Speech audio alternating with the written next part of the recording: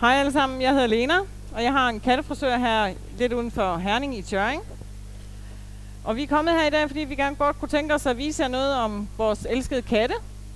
Fordi vi ved, at der er nogen, som har lidt problemer med at redde pelsen, og det kan godt give lidt problemer med pelsen.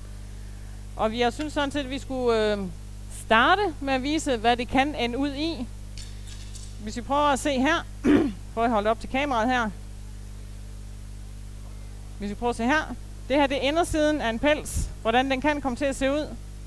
Og hvis vi kigger på det her, så kan man godt forestille sig, at det her, det er der ingen kam, der kan redde i. Og det er nogle af de problemer, som folk kommer med til mig i kattefrisørsalongen.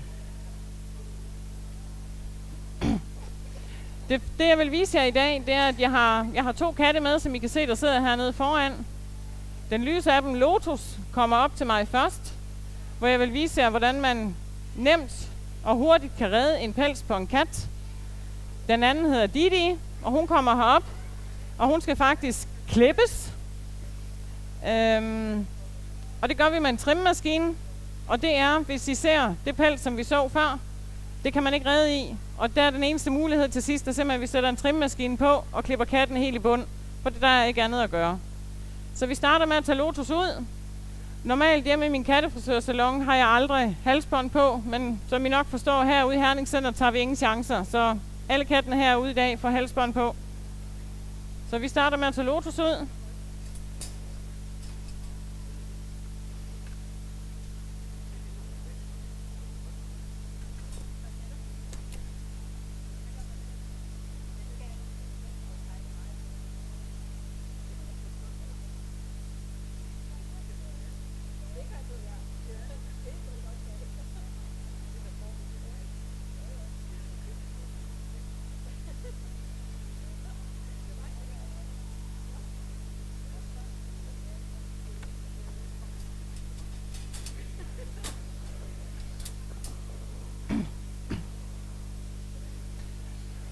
De 2 katte, jeg har med her i dag, det er begge 2 racen perser, langhårskatte.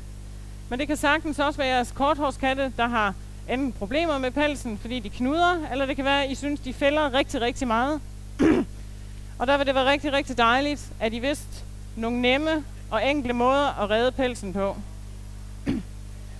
En god måde at håndtere jeres katte på, når I skal redde dem, vil være at finde det samme sted i huset, hvor I redder katten, når I redder den. Det behøver ikke at være hver dag. Langhårskatte vil have godt af at blive reddet igennem 1 til 2 gange i ugen. Sæt dem gerne det samme sted, som sagt, i huset, hver gang I redder katten. Det må meget gerne være et sted, hvor katten den har hovedet op imod en fast væg. Det skal ikke være op imod et vindue, men op imod en fast væg. Og så med et fast underlag.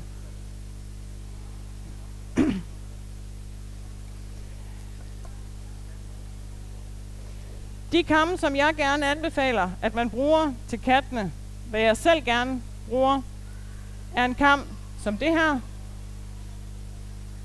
Det er en helt speciel kam, hvor tænderne, dem der sidder her, de kan rulle. Hvis man sætter hænderne på her, så kan man mærke, det kan I selvfølgelig ikke se, men man kan mærke det. I må meget gerne komme hen til mig bagefter og prøve at føle på kammene. Der kan de tænder her rulle. Det, der er så specielt ved de kamme her, når tænderne de ruller, det er, at man kan arbejde knuder ud på pelsen, hvis de er til stede. I forhold til sådan en kam som denne her, hvor tænderne ikke kan rulle, har man kun én chance, det er at sætte kammen ned på knuden og hive til. Og det kan godt være, at I bliver lidt uvenner med jeres kat, og er det i forvejen, så bliver tingene ikke nemmere, når I næste gang skal gå hen og bede katten om, at nu skal vi 2 lege sammen, nu skal vi have redt pels. For der er mange, når de først bliver uvenner med deres kat, så bliver tingene altså ikke nemmere. En god rullekam, hvor tænderne de ruller. Kom i en dyrehandler og bed dem om at finde en rullekam til jer. Det er et genialt godt redskab. En børste som den her er et hyggeligt redskab, når I nusser med jeres kat. Brug den til at få knuder ud af pelsen med. Kan I ikke bruge til ret meget, men den er hyggelig for katten, og den er hyggelig til at lave samvær sammen med katten. En karte som den her bruger jeg faktisk aldrig til min kat. Hvis I prøver at tage den her og sætte på jeres hånd, hvor hyggeligt synes I det er? Jeg lover jer, katte de er meget mere ømskinnede end hunde de er. Hunde kan godt lide karter. Det kan katte ikke. De hader dem som regel. Jeg har oplevet meget, meget få katteejere, der kommer og siger til mig, at deres katte kan godt lide dem her. Ellers, det jeg anbefaler katteejere at gøre ved dem her, det er den her. Det er der, de hører hjemme. De skal ikke bruge dem til noget. Den lille kam her, som I kan se, tænderne er meget kortere. Afstanden her er meget, meget lille. Bruger I heroppe i hovedet. I ser, kattenes pels heroppe er meget, meget tæt, og hårene er meget, meget korte. Så den bruger I helt heroppe i hovedet. Mange katte har meget, meget ofte meget, meget små knuder heroppe i hovedet. Så sørg for altid at redde kattene op i hovedet også. Der er mange, der forsømmer at redde deres pels op i hovedet.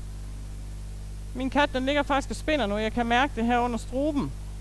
Hun elsker det op i hovedet. De fleste katte, de elsker at blive nusset op i hovedet. De kender det helt sikkert.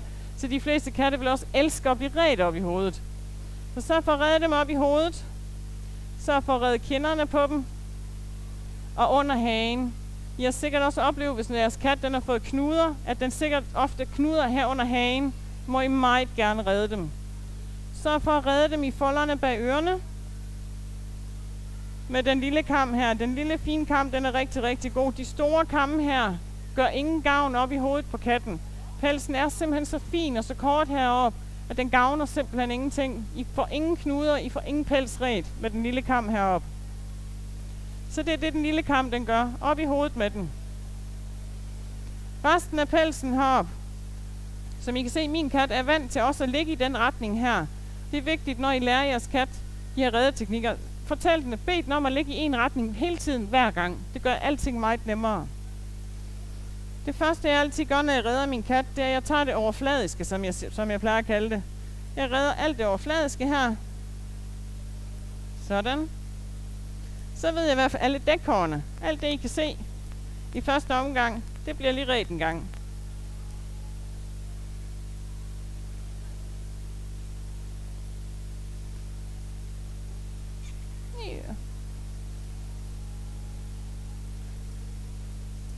Sådan. Nu ser min kat jo fin og flot ud, og alle tror så, nu er min kat ret, nu sætter vi den ned på gulvet igen. Men det er her, problemerne de begynder. Hvis I slutter her, så får jeres kat knuder. Fordi nu har I ikke været nede i underulen. En rigtig, rigtig god teknik til at komme ned i underulen, det er, hvis I begynder at løfte op i pelsen her. Alt det hvide, nu er det meget nemt at se på hende her, for hun er jo mørk her på oversiden. Hvis I løfter op i pelsen her, kan I se, nu kommer jeg ned til alt det lyse hernede. Det er al hendes underuld. Hvis I løfter op i det her, og begynder at redde ned her, så kommer I ned til al underulden. Og det er det, I skal have fat i. Så har vi det første lag nede. Så løfter I fingrene lidt længere ned, op, og så tager I det næste lag med kammen. Man kan se, at min kat blev faktisk redt i morges, men alle dyr fælder helt vildt i øjeblikket. Det er der garanteret mange, der kan genkende til, at dyrene de fælder helt vildt endnu. Prøv at se her. Min kat blev redt i morges. Og det kan I gøre hele vejen rundt på jeres kat. Tag bagparten bagefter. Gør det i hvilken som helst rækkefølge, men sørg for at få alle hårene op, så I kan komme ned i bunden af katten. Nu synes hun ikke, det er sjovt mere, men hun ved, at hun skal blive liggende, så det gør hun. Og forparten tager vi op også. Sørg for at få alt op her, så vi kommer ned i bunden af pelsen. I stedet for kun at redde de overfladiske hår her. Det samme gør jeg foran her. Beder hende om at komme op med hovedet. Så alle hårene op her foran. Så jeg kommer ned i bunden her foran hende og redder ned. Der er mange, I ser bare from hårene, de flyver her nu. Hun fælder meget. Mange har problemer med at komme til at redde dem under maven. Hvis kattene ikke er vant til at lægge sig om på siden, det kan mine katte, det er der mange andre, der ikke er vant til. En god måde at gøre det på, som mange katte gerne vil, det er at tage dem op her foran, og så redde dem her. Væser hun til jer? Men mange, de kan godt blive løftet op i forbenene, så kan I komme til at redde dem under maven.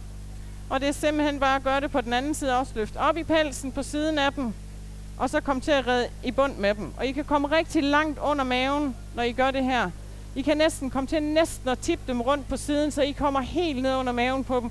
Og så kan I altså komme til at redde hele pelsen i bund på dem.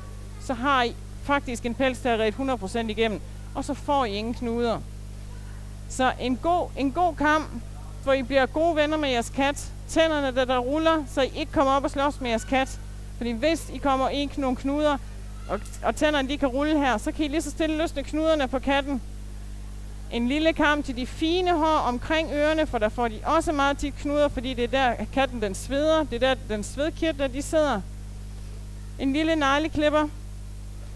Som den her for eksempel, der er mange, der også spørger, om skal vi klippe negle på vores kat? Ja, meget gerne. Tilsigt neglene en gang i måneden på jeres kat. I må meget gerne klippe negle på jeres kat. Der er mange, der siger, at den flænser vores møbler. Ja, men I må meget gerne klippe dem. I må meget gerne klippe, så der er sådan 2-3 mm op til, hvor I kan se, at blodåren den kører. Der er mange af jer, der godt har set, at blodåren den kører på neglene af jeres kat. Er det ikke rigtigt? Den kan I se. Så I må klippe til 2-3 mm op til den. Ingen problemer i det overhovedet. Katten skal nok sørge for at få filet dem sygt spidse igen. Det klarer den helt uden jeres hjælp. På jeres græssetræer, eller hvad den nu finder. Det skal den nok selv klare. Så I må meget gerne klippe neglene på jeres kat. Det må I meget gerne gøre. Så sådan 3 ting her. Det er alt, hvad I har brug for. I har ikke brug for nogle Furminator og alverdens ting i tanken til flere 100 kroner. Det har I slet ikke brug for. Det her det er alt, hvad I har brug for. Nu synes jeg, at vi vil sætte hende hernede igen, og så vil vi tage den næste kat op, og så vil vi prøve at klippe en kat.